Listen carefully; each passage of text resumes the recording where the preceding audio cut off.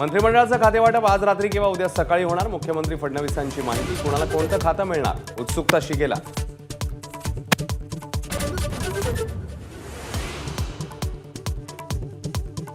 मग या सरकारच्या काळात फडणवीस आणि मला अडकवण्याचा कट होता. उपमुख्यमंत्री एकनाथ शिंदेंचा सभागृहामध्ये गंभीर आरोप. अधिवेशनात विदर्भावर चर्चा होणं गरजेचं होतं. विरोधकांच्या टीकेनंतर एकनाथ शिंदे यांचाही सूर. तर विदर्भ मराठवाड्यासाठी अनेक योजनांची घोषणा केली. मुख्यमंत्री फडणवीसांचं स्पष्टीकरण.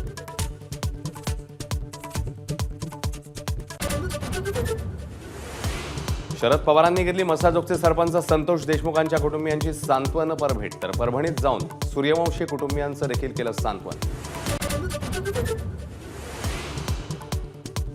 बीडच्या मसाजोगमध्ये अजित पवारांनी संतोष देशमुखांच्या कुटुंबियांची घेतली भेट. धनंजय मुंडे आणि वाल्मिक कराडबाबत प्रश्न विचारल्यावर अजित पवार निघून गेल्याची गावकऱ्यांची तक्रार. लोकसभेतले विरोधी पक्षनेते राहुल गांधी सोमवारी परभणी दौऱ्यावर. सोमनाथ सूर्यवंशी यांच्या कुटुंबियांची भेट घेणार.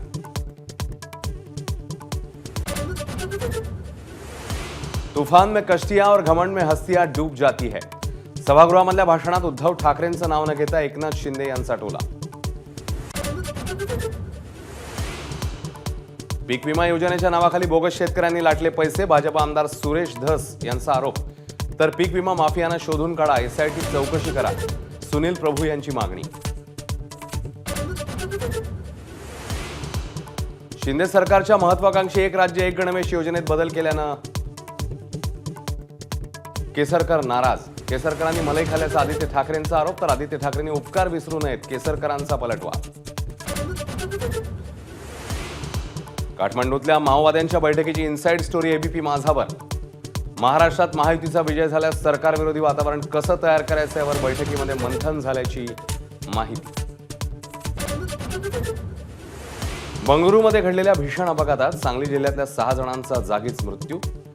भरलेला कंटेनर व्हॉल्वो कारवर पडल्यानं कारचा चेंदामेंदा. सरकारकडून नव्या वर्षात एफएसआय फीवर 18% जीएसटीचा भुर्दंड. घरांच्या किमतीत 10% वाढीची शक्यता. जीएसटी आकारणीचा फेरविचार करण्याची बिल्डरांची विनंती. रशियाच्या कझान शहरात 3 बहुमजली इमारतींवर ड्रोन हल्ला. अमेरिकेतील 9/11च्या वर्ल्ड ट्रेड सेंटरवरील हल्ल्याच्या आठवणीने शहारे. कझान एअरपोर्ट बंद.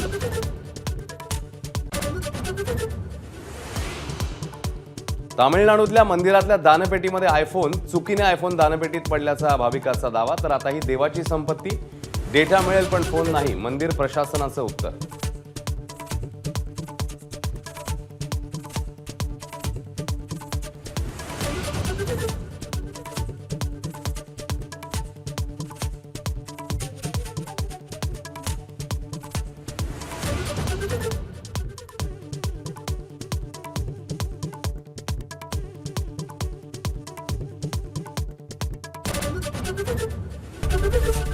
एबीपी माझा, उघडा डोळे बघा नीट.